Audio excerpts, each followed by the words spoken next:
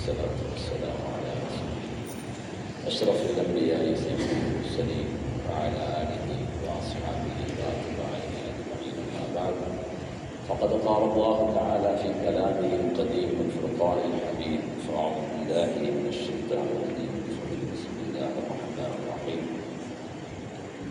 إن الشيطان يعدكم الفقر ويأمركم بالفحشاء والله يعدكم مغفرة وفضلا والله واسع عليم. صدق الله العظيم.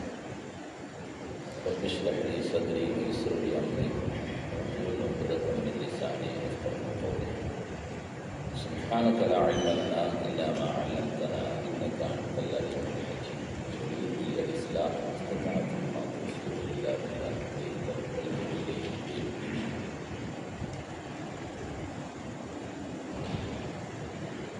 அன்பிற்கும் மதிப்பிற்கும் மரியாதைக்கும் உரிய அல்லாஹ்வின் நல்லடியார்களே, அருமை பெரியோர்களே, வாலிபர்களே, சகோதரர்களே, நம்முடைய பகிரங்க வாழ்விலும் அந்தரங்க வாழ்விலும் அல்லாஹ்வின் ஏவல்களை எடுத்து நடப்பதன் மூலமாக, அல்லாஹ்வினால் விளக்கியவைகளை தவிழ்ந்து வாழ்வதன் மூலமாக அல்லாஹ்வை பயந்த எரியச்சம் நிறைந்த தக்வாவுடைய வாழ்க்கை வாழ்வதற்கு வல்லரஹ்மான் எனக்கும் உங்களுக்காருக்கும்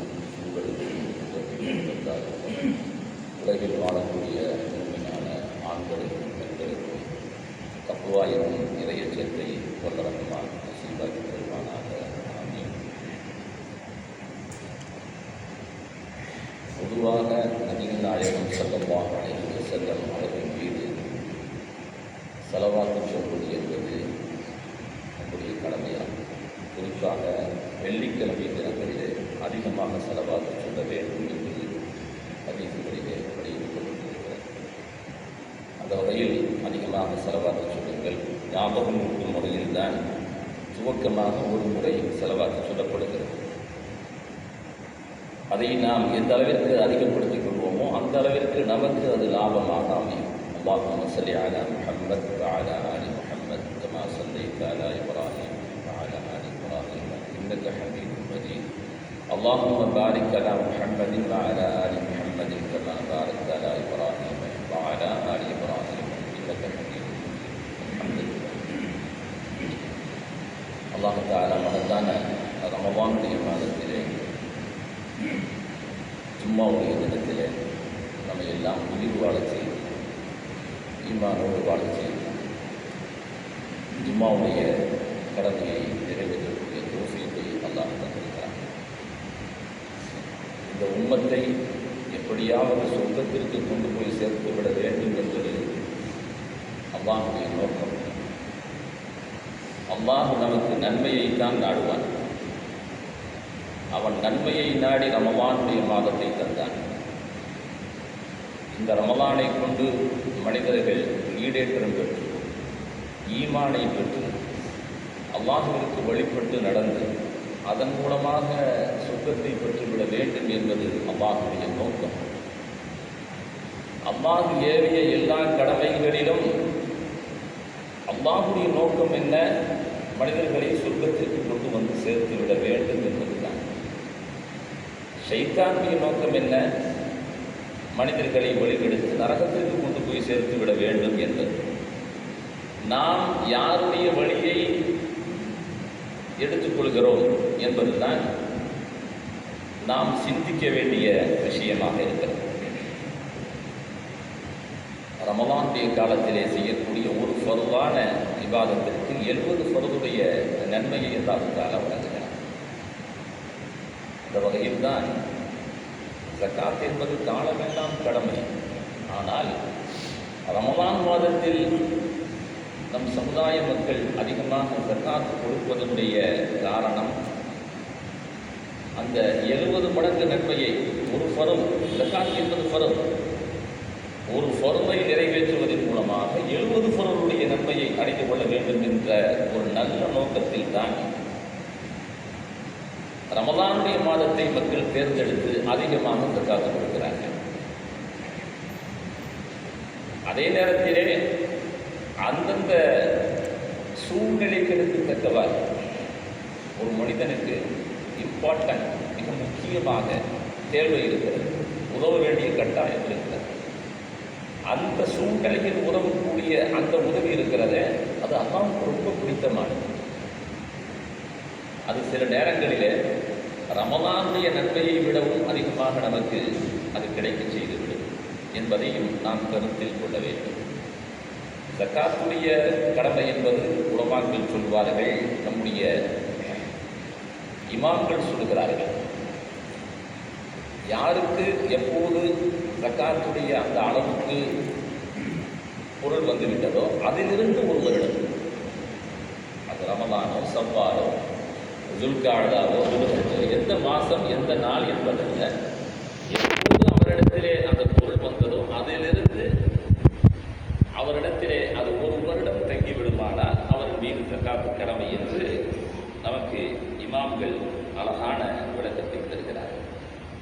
அப்போ ரமலானுடைய மாதம் இருக்கிறதே நன்மையை தேடி தேடி போட்டியிட்டு செய்யக்கூடிய ஒரு அற்புதமான காலம். இக்காலத்தில் மனிதர்கள் அதிகமான தான தர்மங்கள் செய்கிறார்கள். அந்த தர்மங்களை முறையாகவும் இஹ்லாஸாகவும் செய்வதற்கு வல்ல ரஹ்மான் நல்லருள் தருவானாக. சொல்லுங்க ஆமீன். மனிதர்கள் உடல் சார்ந்த இபாதத்துகள் நிறைய செய்கிறது. தொழுகை, நோன்பு, இதுவெல்லாம் உடல் சார்ந்த இபாதத்து. குர்ஆன் ஓதுவது, தஸ்பீஹ் செய்வது, உடல் சார்ந்த இபாதத்துகளை மனிதர்கள் நிறைய செய்கிறார்கள். அதில் பொருள் சார்ந்த இபாதத் ஜக்காத் என்னும் கடமையாகும். ஜக்காத் இருக்கிறத இது மனித சமுதாயத்தினுடைய ஏழைகளுடைய உரிமை, ஏழைகளுடைய ஹக்கு. அதை நிறைவேற்றுவதன் மூலமாக இவன் அல்லாஹ்வின் கடமையையும் நிறைவேற்றியவனாக ஆகிறான், அடியாறுகளின் கடமையையும் இவன் நிறைவேற்றியவனாக ஆகிறான். இந்த இரண்டும் கலந்த ஒரு கடமையாக ஜக்காத்துடைய கடமை அல்லாஹ் வைக்கிறான். தொழுகை ஹுக்கூக்குல்லாஹ், நோன்பு ஹுக்கூக்குல்லாஹ், ஹஜ் ஹுக்கூக்குல்லாஹ், ஹுக்கூக்குல் இபாதா, அடியார்களுக்கு ஆற்ற வேண்டிய கடமைகள் ஜக்காத். அந்த ஜக்காத் அல்லாஹ் சொன்னான் என்பதற்காக அல்லாஹ் சொன்ன முறையிலே அதை நிறைவேற்றும் பொழுது அது ஹுக்கூக்குல்லாவையும் நிறைவேற்றியதாக, ஹுக்கூக்குல் இபாதாவையும் நிறைவேற்றியதாக அது ஆகிவிடுகிறது. அல்லாஹ் தஆலா யாருக்கேனும் ஜக்காத்து கொடுக்கக்கூடிய அளவிற்கு வசதியை தந்துவிட்டால் அதை பெரும் பாக்கியமாக கருத வேண்டும் என்று அல்லாஹ் குர்ஆனிலே சொல்கிறார். ذَلِكَ فَضْلُ اللَّهِ ரசூலுல்லாஹி ஸல்லல்லாஹு அலைஹி வஸல்லம் செல்வந்தர்களுக்கு கிடைத்த அந்த வாய்ப்பு இருக்கிறத ஜக்காத்து கொடுக்கக்கூடிய வாய்ப்பு நமக்கு அல்லாஹ் வாங்க வைக்கல பாருங்க, அல்லாஹ் பிறரிடத்தில் கையேந்த வைக்கல பாருங்க. அல்லாஹ் தஆலா பிறரின்பால் தேவையாகாத ஒரு வாழ்க்கையை தந்து நமக்கு பிறருக்கு கொடுக்கக்கூடிய அளவிற்கு வசதியை அல்லாஹ் தந்திருக்கிறான் என்று சொன்னால் ذَلِكَ فَضْلُ اللَّهِ يُؤْتِيهِ مَن يَشَاءُ. அல்லாஹ் அவன் நாடியவர்களுக்கு அந்த வாய்ப்பை தருகிறார். எதுவெல்லாம் நமக்கு அல்லாஹ் நல்வினைகள், நல்ல செயல்கள், நல்ல அமல்கள் செய்யக்கூடிய பாக்கியம் வந்து விட்டதோ இது நம்முடைய பெருமை, நம்முடைய அந்தஸ்து, நம்முடைய அறிவு, நம்முடைய ஆற்றல், நம்முடைய முயற்சி இதெல்லாம் ஒன்றும் கிடையாதுங்க. எல்லாம் அல்லாஹ் நம்மை நடத்துகிறார். அல்லாஹ் இந்த வாய்ப்பை தந்தார். நாம நினைச்சு பிறக்கிறதும் இல்லை, நாம நினைச்சு முத்தா போவதும் இல்லை, நாம நினைச்சு எதுவுமே ஆகிறது இல்லைங்க. அல்லாஹ் நாடினால் அது நடக்குது. அல்லாஹ் நாடினால் அது நடக்குது. வமா தஷாஊன இல்லா அன் யஷா. அல்லாஹ் ஒன்றை நாடாமல் நீங்கள் எதையும் நாட முடியாது. மா தஸ்குது மின் வரகத்தின் இல்லா யஅலமுஹா. மரத்திலிருந்து ஒரு இலை உதிர்வதானாலும் அது அல்லாஹ்வுடைய கட்டளையின்படி, உத்தரவின்படி தான் அது உதிர்கிறது என்று அருள்முறை குர்ஆனிலே அல்லாஹ் தஆலா சொல்கிறார். அப்போ அல்லாஹ் தஆலா இந்த ஏற்றத்தாழ்வுகளை அல்லாஹ் வைத்திருக்கிறானே, இது அல்லாஹ் இதிலே நம்மை கொடுக்கும் நிலையில் வைத்திருக்கிறான் என்று சொன்னால் அது பெரிய பாக்கியம் என்று யாரிடத்திலே சொன்னார்கள்? கைரில் குருணி கருணி, கூட்டங்களிலே சிறந்த கூட்டம் எனது கூட்டம், சஹாபாக்களுடைய பெருமானாருடைய கூட்டம் என்று சொன்னார்களே, அதில் உள்ள ஏழைகளை பார்த்து சொன்னார்கள்.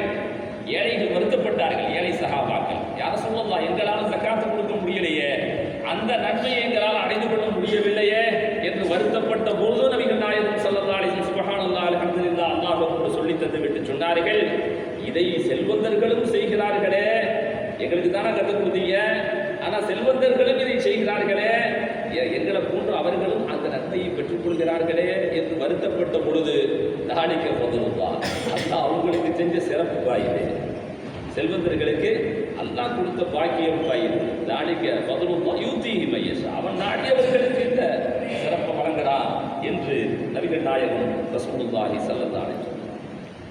பொருள் இருக்க அதை ரெண்டு மாதிரி அல்லாஹ் குர்ஆன் பொருளை பற்றி சொல்லும், பொருளாதாரத்தை பற்றி சொல்லும், ரெண்டு மாதிரியாக சொல்லும். ஒன்று வபுத்தவும் பின் ஃபதுலில்லா, இது அல்லாஹ்வுடைய ஃபதுல். ஜும்மா தொழுகையை முடிச்சுட்டா வபுத்தவும் பின் ஃபதுலில்லா, அல்லாஹ்வுடைய ஃபதுலை தேடி நீங்கள் விரைந்து செல்லுங்கள் என்று எதை சொல்றான்? சம்பாதிக்க போங்க, பாங்க, பொருள் திரட்ட போங்க, வேலையை பாருங்க, இபாதத் செஞ்சது போதும், அடுத்து பொருள் திரட்டுவது என்ற அந்த இபாதத்தை நீங்கள் செய்ய விரையுங்கள் என்று அல்லாஹ் தஆலா சொல்கிறார். அதே போன்று குர்ஆனிலே பொருளை குறித்து நன்மை ஹைர் சிறந்தது என்று சொல்கிறார். இன்தரக்க ஹைரனில் வசியா, இன்தரக்க ஹைரா, அதை பொருளை அல்லாஹ் தஆலா ஹைர் என்று சொல்கிறார். அதே போன்று குர்ஆனிலே ஜீனத் அழகு என்றும் பொருளை குறித்து சொல்கிறார்.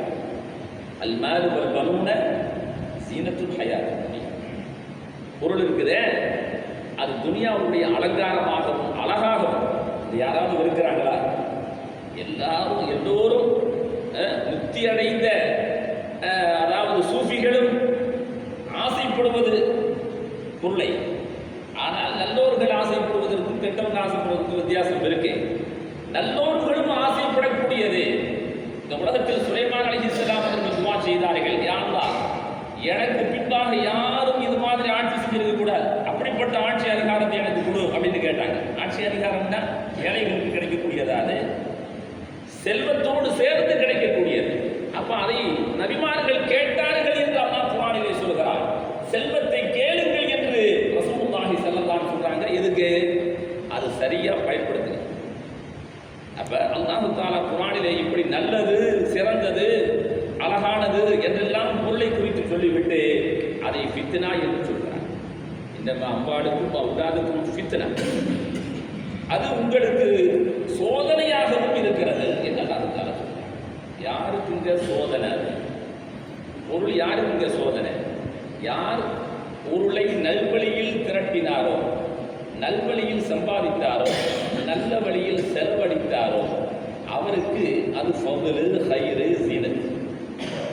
யார் அதை சரியான வழியில் ஹராமான முறையில் சம்பாதித்தாரோ அல்லது ஹலாலில் சம்பாதித்த ஹராம போய் விட்டாரோ, ஹலால்ல தான் சம்பாதிச்சார் ஆனா விட்டது எதுல? ஹராம்ல போய் விட்டார். இப்ப இது இவருக்கு இது சோதனை. ஏனென்றால் நாளை மறுமையிலே 5 கேள்விகளுக்கு பதிலளிக்காமல் இருந்த இடத்திலிருந்து காலுடைய பாதத்தை அகற்ற முடியாது என்று நபிகள் நாயகம் ஸல்லல்லாஹு அலைஹி சொன்னாங்களே, அதுல ஒண்ணு, எப்படிப்பா சம்பாதிச்ச, எப்படிப்பா செலவழிச்ச, எல்லாம் எவ்வாறு சம்பாதித்தாய்? ஹலாலான வழியில் சம்பாதித்தாயா? சில பேர் நினைக்கிறான் மனுஷனுடைய குறுக்கு புத்தி, சைத்தான் புத்தி என்னன்னா, சம்பாதிக்கிறது ஹராம்ல சம்பாதிக்கிறது, வட்டி வாங்கி சம்பாதிக்கிறது, ஏமாற்றி சம்பாதிக்கிறது, குறுக்கு வழியில் சம்பாதிப்பது, செலவழிக்கிறது, பள்ளிவாசல் மதரசாவுக்கு டொனேஷன் கொடுக்குறது. இது என்ன நினைச்சுக்கிட்டான்னா, துனியாவில் சில பேருக்கு லஞ்சம் கொடுத்துட்டா காரியம் சாதிச்சுட்டான்னு நினைக்கிறான்.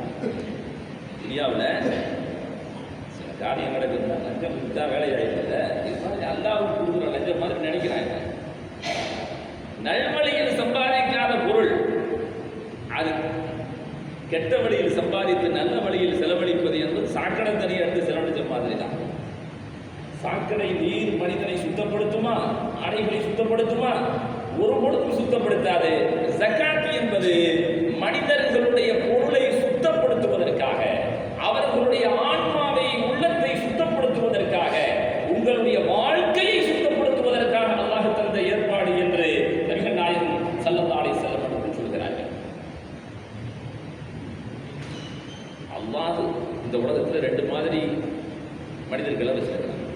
செல்வம் கொடுக்கப்பட்டவர்கள் இன்னொரு வறியவர்கள். ஏங்க அல்லாவுக்கு எல்லாத்துக்கும் உண்டா கொடுத்துட முடியாத? கஷ்டமா? எல்லோருக்குமே பொருளை கொடுக்குறது கஷ்டம் இல்லை. எல்லோருக்கும் அல்லா உயிர் கொடுத்தாங்க, எல்லோருக்கும் ஆரோக்கியத்தை கொடுத்தான்ல, எல்லோருக்கும் இன்பம் அனுபவிக்கக்கூடிய நசீபை கூட கொடுத்தான்ல. ஆனால் பணக்காரனுக்கு கொண்டாடி இருக்கு, ஏழைக்கு கொண்டாடி இல்லைன்னா இல்லையில ரெண்டுபேருக்கு கொடுக்குறான்ல. உயிரை கொடுக்குறான், பொருளை கொடுக்குறான், உயிரை கொடுக்குறான், ஆரோக்கியத்தை கொடுக்குறான், கொண்டாடி பிள்ளையை கொடுக்குறான், வாழ்வாதாரத்தை கொடுக்குறான். இந்த பொருளை மட்டும் ஏங்க அல்லா பிரித்து கொடுத்துருக்கிறான் என்றால் கைலா எவ்வளவு தூரத்தம் பைனல் அகடியா இருக்கும். இது அல்லா சோதனையா வச்சு செல்வம் உடையவர்கள்ட்ட அல்லா என்ன செய்யறான், நீங்க உங்களுடைய செல்வத்தை ஏழைகள்கிட்ட கொடுத்து அதை புரட்டுங்கப்பா, உங்ககிட்டயே பறிக்க வைக்காத. உன்னிடம் மட்டும் இருப்பதற்காக தரப்பட்டதா அல்ல அது. அல்லா சொல்றாங்க. யார் சொல்றா? நாம சொல்ற விஷயத்த யார் சொல்றான்னு பார்க்கணும். கைலா எவ்வளவு தூளத்தம் பைனல் அகனியாயிவன், செல்வந்தர்களிடம் மட்டும் அதை தங்குவதற்காக, செல்வந்தர்களிடமிருந்தும் அவர்களிடம் மட்டும் அதை தேக்கி வைப்பதற்காக தரப்பட்டது அல்ல, அதை சுரள வைப்பதற்காக, ஏழைகளுக்கும் அது கொண்டு போய் சேர்ப்பதற்காக அல்லாஹ் தந்ததுதான் செல்வம் என்று அல்லாஹ் தஆலா சொல்றார். பொதுவா இந்த உலகத்தில் முஸ்லீம்கள் மட்டும் வாழ்ந்தாங்க, முஸ்லீம் அல்லாத சகோதர சமுதாயத்தவர்கள் அவங்க வாழ்றாங்க. உலகத்தில் 200 கோடி முஸ்லீம்னு சொன்னால் பாக்கியாலாம் யாருங்க? பாக்கியெல்லாம் 3%. அது நசரானியாக இருந்தாலும், யஹூதியாக இருந்தாலும், நம்ம சகோதர மதத்தவர்களாக இருந்தாலும் எல்லாம் ஒரு லிஸ்ட்டு தான். அல்ல ஒரு லிஸ்ட்டு தான். நம்ம இவங்க சொல்கிறோம், நசராகன்னு சொல்கிறோம், எல்லாம் முஸ்லிக்கு தான். எல்லாம் முஸ்லிக்கு தான். சிலையை கொண்டு போய் வச்சுட்டாவே அல்ஹம்துலில்லா. அப்போ 2 மாதிரி அல்லா வச்சுருக்காங்க. அவங்கள்ட்ட சக்காத்து இருக்காங்க, அவங்கள்ட்ட சக்காத்து வந்து இருந்தாங்க. இந்த உலகத்தில் இஸ்லாம் அல்லாத, ஈமான் அல்லாத, முஃமின் அல்லாத வேறு யாருக்கும் அல்லாஹ் தஆலா ஜகாத்துங்கிற இந்த திட்டத்தை அல்லாஹ் தஆலா தரவே இல்லை. எப்படி சம்பாதிக்க வேண்டும் என்ற ஒரு பாடம் வேறு எந்த மதத்திலும் இல்லை, எந்த கொள்கையிலும் இல்லை, எந்த நாத்திகவாதிகளிடத்திலும் இல்லை. எப்படி சம்பாதிப்பது, இப்படித்தான் சம்பாதிக்கணும், வட்டியில் சம்பாதிக்க கூடாது, மதுவில் சம்பாதிக்க கூடாது, விபச்சாரத்தில் சம்பாதிக்க கூடாது, ஹராமான முறையில் சம்பாதிக்க கூடாதுங்கிறது கொள்கை. இஸ்லாம் அல்லாத, ஈமான் அல்லாத, முஸ்லீம் அல்லாத வேறு யாருக்கும் இந்த கொள்கையே கிடையாது. சொல்ல போனா முஸ்லீம்களுக்கு இது ஆகும்னு சொன்னா நிறைய பேர் வட்டி கடை தான் வருது. ஈஸியாக சம்பாதிக்கலாம். அடகு கடை வச்சா, வட்டி கடை வச்சா என்ன செய்யலாம், சம்பாதிக்கலாம்ல. கஷ்டப்படாமல் அதிகம் கஷ்டப்பட தேவையில்லை. ஆனால் அல்லாஹ் தஆலா இந்த உலகத்திலேயே ஹராம்கள் அதிகமாக குறைவாக செய்வது, மிக குறைவாக மதுபானம் குடிக்கக்கூடியவர்களாக இருக்கட்டும், விபச்சாரம் செய்பவர்களாக இருக்கட்டும், ஹராமான தொழில்கள் செய்பவர்களாக இருக்கட்டும், யாரு? முஸ்லீம்கள்ட்ட இது அதிகமாக இல்லை. செஞ்சா கூட பயந்துகிட்டே ஒளிஞ்சு செய்வான், ஒளிஞ்சு மறைச்சு செய்வான். அல்லாஹ் அவர்களுக்கு ஹிதாயத். ஒளிச்சு செய்யறதே ஹிதாயத்துக்கு உண்டான வழிதாங்க. ஒரு ஹராம செய்யும் பொழுது பயம் வரணுங்க, அச்சம் வரணும். நான் ஹராமம் செய்யறேன்னு சொல்லிட்டு பப்ளிக்கா சொல்றான்னு சொன்னா இவன் ஃபிரௌன், இவன் ஹாமான், இவன் ஷத்தாது. ஹராம் செய்யும் பொழுது ஒரு மூமினுக்கு பயம் வருகிறது என்று சொன்னால் கொஞ்சம் தக்குவா வச்சிருக்கான்ல அப்படின்னு அர்த்தம், கொஞ்சம் ஈமான் ஓட்டிக்கிட்டு இருக்குன்னு அர்த்தம். இவர்களுக்கு அல்லாஹு தஆலா ஹிதாயத்தை நசீபாக்குவான் என்பதையும் அல்லாஹு தஆலாவிடத்திலே நாம் துஆ செய்ய கடமைப்பட்டது. இந்த உலகத்தில் முஸ்லிம்களுக்கு மட்டும்தான் எப்படி சம்பாதிக்க வேண்டும், எப்படி செலவழிக்க வேண்டும் என்ற அந்த முறையை அல்லாஹ் தஆலா தந்திருக்கான். எப்படி தந்துட்டு நாமெல்லாம் அல்லாஹ் நம்பணும், அல்லாஹ்வுடைய வார்த்தையை நம்பணும், ரசூலுல்லாஹி ஸல்லல்லாஹு அலைஹி வஸல்லம் அவர்களை சத்தியமாக நேசிக்கக்கூடியவர்கள், உண்மையாக நேசிக்கக்கூடியவர்கள், உயிருக்கு உயிராக நேசிக்கக்கூடியவர்கள். அல்லாஹ் தஆலா சொல்றான், நான் கொடுத்ததுலேருந்து கொடுப்பாங்க. ஏழைகளுக்கு கொடுன்னு சொல்லும் பொழுது பாவம்பா, ஏழைகள்லாம் ரொம்ப கஷ்டப்படுறாங்க, அவங்களுக்கு கொடுன்னு சொல்லலை. ஏழைகள்லாம் ரொம்ப கஷ்டப்படுறாங்கப்பா, அதனால செல்வந்தர்கள்லாம் என்ன செய்யறீங்க, நீங்கள் உங்களுக்கு கொடுத்ததுலேருந்து 2.5% ஏழைகளுக்கு கொடுங்க, இறக்கப்பட்டு கொடுங்கப்பான்னு சொல்லவே இல்லை. இறக்கப்பட்டா கொடுக்க சொல்றான் இல்ல, நான் கொடுத்ததுராது உங்களுக்கு வழங்கப்பட்டதிலிருந்து நீங்கள் கொடுங்கள்.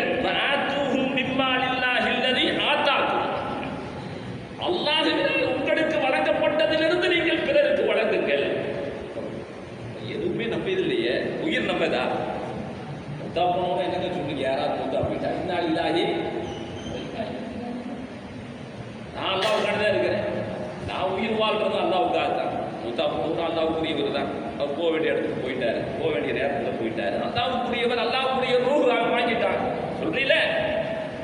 அதே போன்று அல்லாஹ் தஆலா உனக்கு வழங்கப்பட்ட உயிர் எப்படி உனக்கு சொந்தமானதாக இல்லையோ அதே போன்று உன்னிடம் வழங்கப்பட்டிருக்கக்கூடிய பொருளும் அதற்கு அதிகாரி யார்? அந்த பொருளுக்கு சொந்தக்காரன் யார்? அல்லாஹ் தான். அல்லாஹ் சொல்கிறான், வஆதூஹும் மிம்மாலில்லாஹி அல்லதி ஆதாக்கும், உங்களுக்கு நான் கொடுத்ததிலிருந்து கொடு என்று அல்லாஹ் தஆலா சொல்றான்.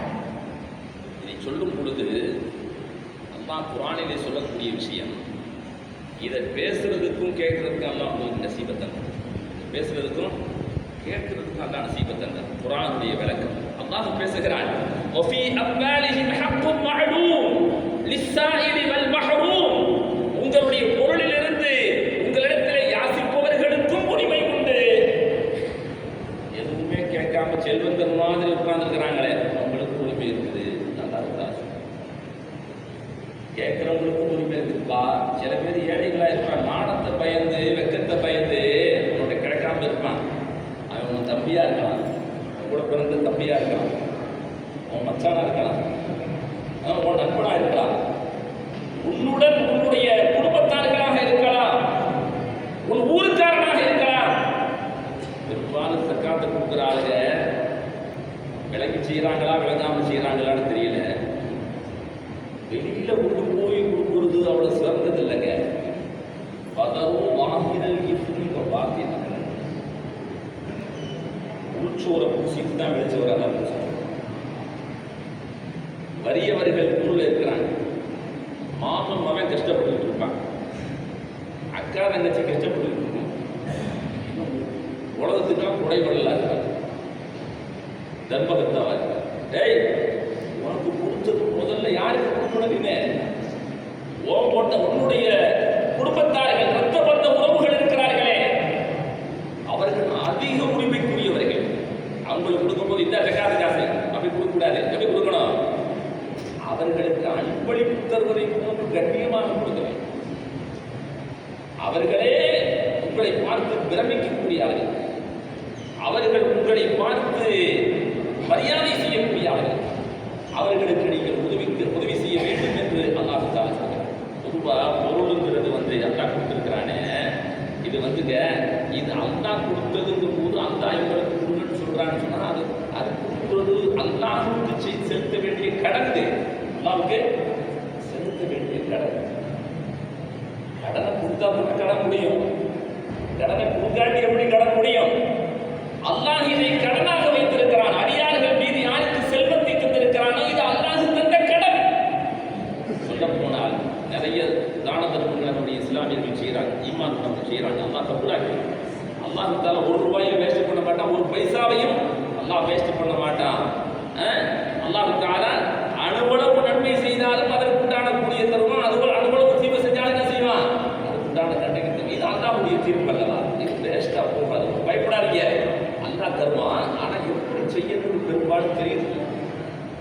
உள்ளூர்ல உள்ளவங்க எவ்வளவு கஷ்டப்பட்டு இருக்கிறாங்க, எவ்வளவு பேர் வீடு இல்லாமல் இருக்கிறாங்க, எவ்வளவு பேர் தொழில் இல்லாமல் இருக்கிறாங்க. அப்படிப்பட்டவர்களுக்கு தொழிலுக்கு உதவுவது, வீட்டுக்கு உதவுவது, ஜக்காத்து வாங்குறவங்க வருஷம் ஜக்காத்து வாங்கித்தானே இருக்கிறாங்க. ஜக்காத்து வாங்குறவங்க வருஷம் ஜக்காத்து வாங்குற மாதிரியே ஜக்காத்து கொடுக்குறாங்க.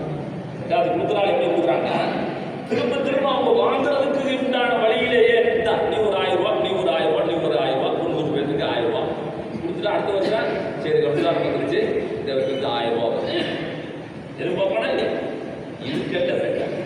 ஜக்காத்து ஒரு பெரிய பொருளாதாரம், ஒரு பெரிய பொருளாதாரம். அதாவது இந்த உலகத்தில் பணக்காரர்களை உருவாக்குவது ஜக்காத்து. போரா முஸ்லீம் போரா முஸ்லீம் அவங்க நம்ம பொழுதுக்கு அப்பாற்பட்டவங்க, அவங்க கரெக்டாக செய்கிறாங்க. அவங்கள யாரும் முசாஃபிராகவே இல்லை, அவங்கள யாரும் முசாஃபிராகவே இல்லை, அவர்கள் யாரும் கையேற்றுவதே இல்லை. அவங்க என்ன செய்கிறாங்கன்னா கொடுத்து உதவுறாங்க. சகோதர மதத்தில் நாடார் சமுதாயம் இருக்குதே, அவங்க என்ன செய்கிறாங்க தெரியுமா? அவன் அந்த நாடார் சமுதாயத்தை உருவாக்குவதற்கு, செல்வந்தர்களாக உருவாக்குவதற்கு அவர்கள் பாடுவாங்க. நாம் போகிறோம், பிரான்ஸ் போகிறோம், லண்டன் போகிறோம், இந்த ஜக்காத்துடைய திட்டத்தை அரசாங்கமே அமைச்சு மனிதர்களிடம் வசூல் பண்ணி ஏழைகளுக்கு அதாவது உடல்நல குறைவானவர்களுக்கு, முதியவர்களுக்கு, இயலாதவர்களுக்கு, உனக்கு சம்பாத்தியம் இல்லையா, அந்த காசை வாங்கிட்டு ஒழுங்காயிரு, யாருமே கையேந்தாத, மாசம் மாசம் பணம் கொடுக்குறாங்கல்ல, இந்த திட்டம் தாங்க ஜக்காத்துடைய திட்டம்.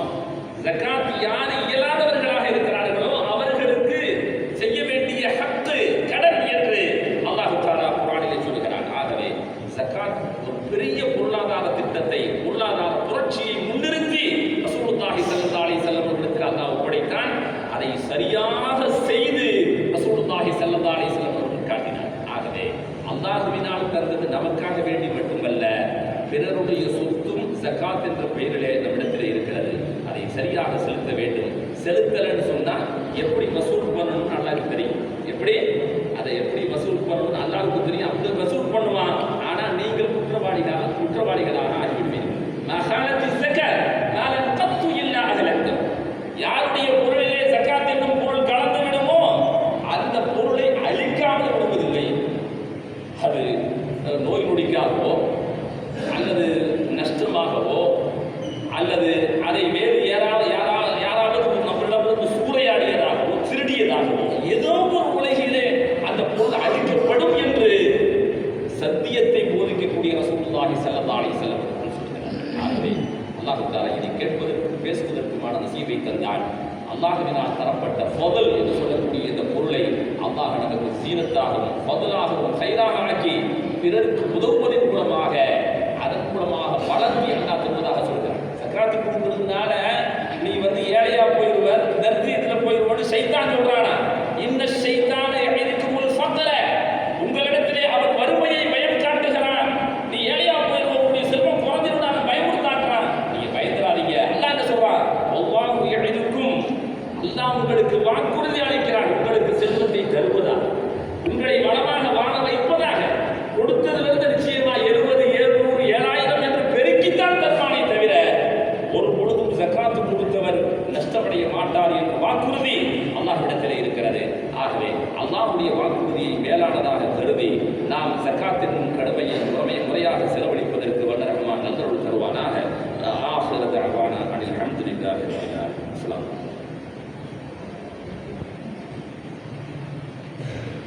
அஸ்ஸலாமு அலைக்கும்.